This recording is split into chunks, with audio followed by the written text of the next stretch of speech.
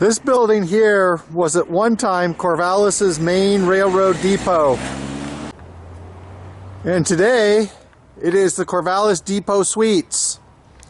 This is an extended stay hotel. I was actually looking at the webpage. It said stays are more than a month. So if you have extended business in Corvallis, you can stay in this hotel.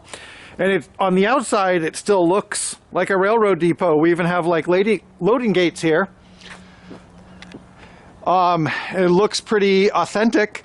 On the inside, I've looked, it's been decorated and it looks really nice.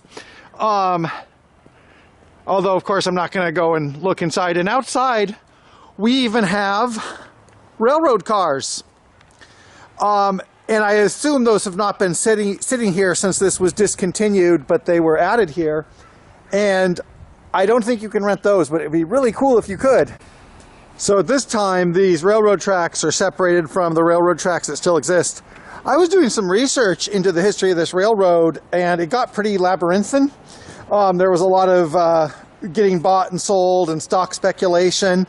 But the long and short of it is it never really took off because there was competing railroads and it had engineering challenges.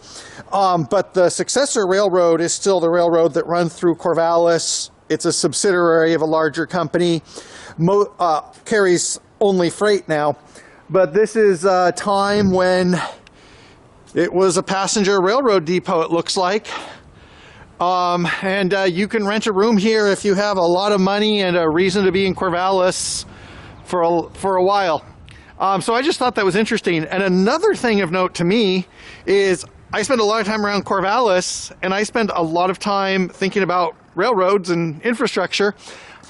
I actually didn't know this existed and I bicycle by here all the time.